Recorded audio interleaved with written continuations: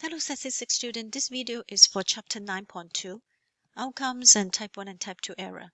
So we finally, in these topics, we'll look closely at the significant level alpha.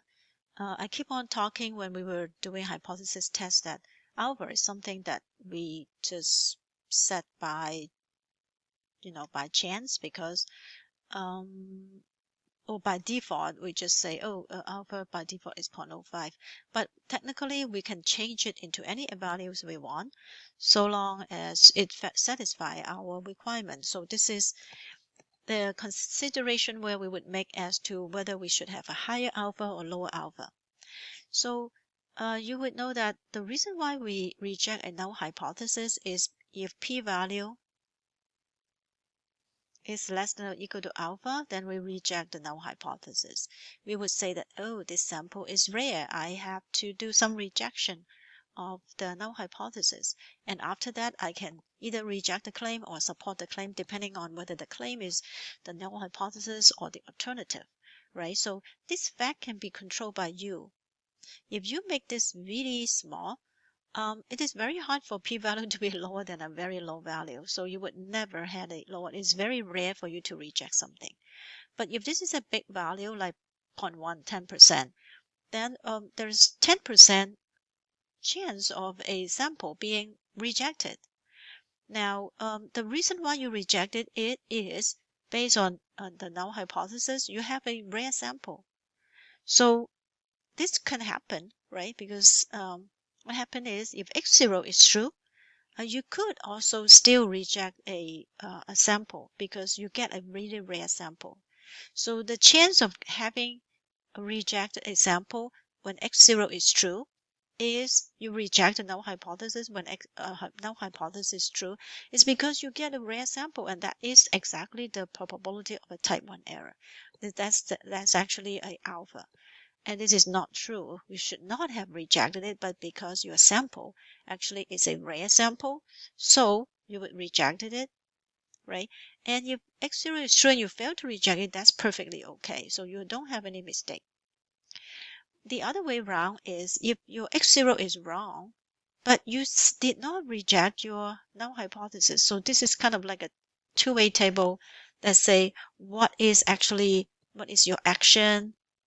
Yeah, so this tells you what your action is, whether you have reject the null hypothesis or fail to reject null hypothesis. And this is actually what is actually happened. Actually, x0 is true or x0 is false. Now, of course, you will say, if you know x0 is true, why would you reject it? Well, the point is, this is after the fact. Sometimes, even after a long time when you do your hypothesis test, you do not know if your x0 is true or not. So before you do any hypothesis testing, you have to just kind of plan for it. Plan for if I have a rejecting of a null hypothesis and I actually make this mistake, this is a mistake, and we call it type 1 error, then is it a serious problem? In another case, if I did not reject my null hypothesis, I keep the current acceptable null hypothesis to hold because we think that I failed to reject it, but that means x0 is true. Then, but actually it is not true. X0 is false, and I make a type 2 error. What consequence does it have? So now for this particular probability, we call it beta. Now beta can only be calculated if you know what is the actual value of the null hypothesis mean is, or the actual value is. So sometimes you would never know. So, but if your x0 is false and you reject it, that's correct. So that's these two cases are okay. But these two wrong one would happen. Just like when you do a drug test, sometimes you have false positive, sometimes you have false negative. You would not know until you do further testing. And in a hypothesis test, sometimes you never know if x0 is actually true or false. So you just have to plan for what you should, especially for alpha. Okay, and the relationship between alpha and beta is if alpha increase, beta will decrease. If beta decrease, alpha will increase. So they go different direction. The only things that would make both of them decrease is if you increase your sample size, then both alpha and beta would decrease. So that's why the larger the sample, the better. So in a nutshell, what is type 1 errors? Type 1 error is you reject a null hypothesis, but the null hypothesis is true. So the probability of making these types of error is a type 1 error is alpha. So if you do not want type 1 error to occur, you make it as low as possible. Type 2 error is fail to reject null hypothesis, but actually you should have rejected it because the actual null hypothesis is actually false. The probability of making this type 2 error is beta, and the power of a test is a special thing called power of a test is 1 minus beta. So let's do an example on evaluating whether a high alpha or low alpha is better. Or comparing type 1 and type 2 error, would you rather have a type 2 error or type 1 error? So let's say we claim that a medical procedure will increase likelihood of a baby girl. We want to claim that it works. Okay, so and then you want to discuss the type 1 and type 2 error in the context of this problem. Now, when you are testing if a particular procedure works, your claim is it is increasing something, right? So your null hypothesis is the acceptable same old situation. That means it does not work. The probability of a girl is 50%. Okay, it does not increase. Probability of a girl, baby girl, is just 50% chance. Or the probability of the percentage of girls in all of the birth is 50%. So type 1 error would be, so this is the null hypothesis. This is the null. Type 1 error would be rejecting this, saying that it is not 50% but higher, but actually it is only 50%. Again, type 1 error is you reject the null hypothesis, but the hypothesis is true. This is true, meaning the claim is false. So your evidence, your sample lead you to believe that the procedure is effective. It seems to be higher than 0.5, but actually it is not. Okay, why do you do that? Because you have a rare sample and you think that it is actually effective. Type 2 error is concluding that the percentage of girl after using the procedure is only 50% because you did not reject the null hypothesis, but the real percentage is more than 50%. It actually is effective, but your sample shows that it is not. So it is called a type 2 error. So which one do you think it is more serious? Having someone believe that the procedure works, but it actually doesn't work? Or tell people that it does not work, but actually it works? Okay, so I think it would be based on a different perspective, right? From a public's point of view, a more serious mistake would be advise people that, oh, this procedure works, but it actually doesn't work, right? Lead people to believe in the procedure does not work is bad. Okay, so the second type 2 error would just means that you disprove something that works. So whoever the pharmaceutical company that is inventing this procedures is not able to sell these drugs, but from a public's point of view, it might not harm them. Okay, it would lead some of the couples the chance of using a good procedures, but in general, the public will not harm. So I would say the type 1 error is more serious, right? So if the type 1 error is more serious, you don't want to compare type 1 error as much as possible. So you would make the type 1, the alpha as low as possible to avoid making it, because type 1 error, the probability of making a type 1 error is alpha. So meaning, if you want to avoid type 1 error, make alpha low. Okay. But you would increase your type 2 error.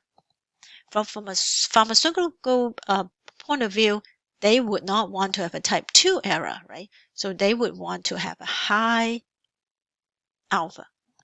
Okay. Example 2. A company manufacturing computer chips finds that 8% of all chips are defective. So they want to decrease, of course, the defective rate.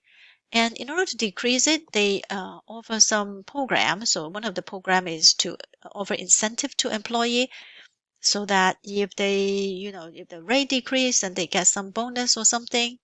So the incentive program is instituted for a month. If the program is successful, then it will continue the incentive program. So the claim would be, after the program, the proportion of defective is less than 8%, because right now it's 8%.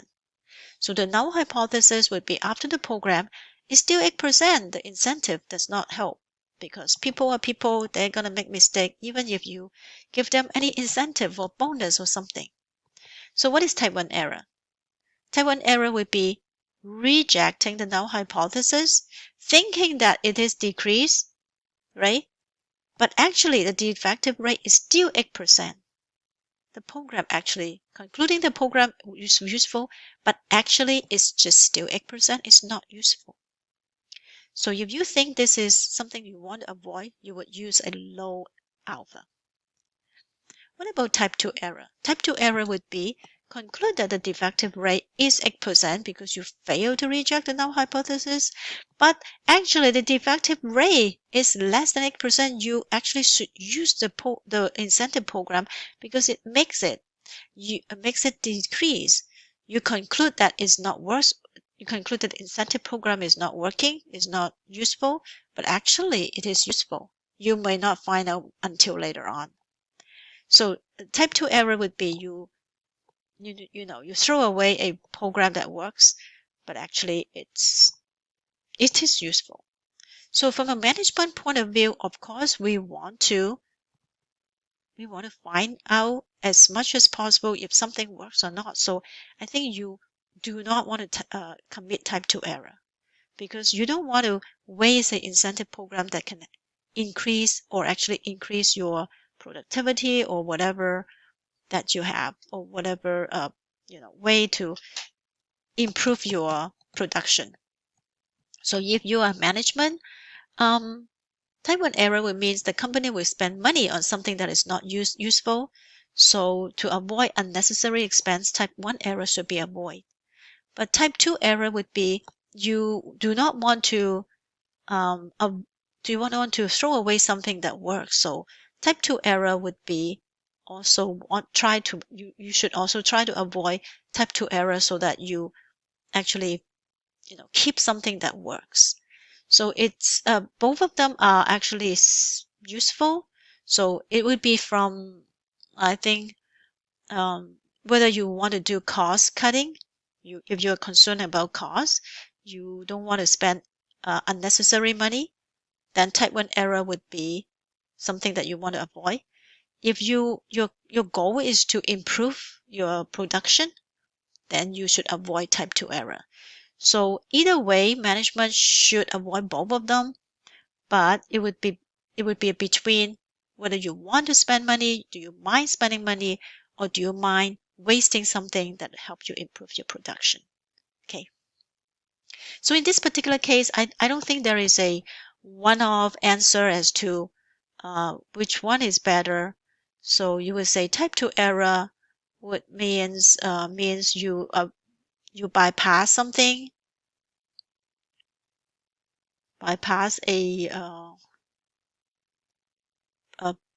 procedure that can help you to do better, procedure to have earning, to help you increase profit, because if you have less defective products, you earn more money, right? So it would be a trade-off between whether you want to save money or earn more money. If your main goal is to save more money, then you should use lower alpha. If cost is your concern. If your concern is about increased productivity, you want to avoid type 2 error, then you would want to have higher alpha, because higher alpha would means lower beta. Lower beta would decrease type 2 error, so you would increase your profit.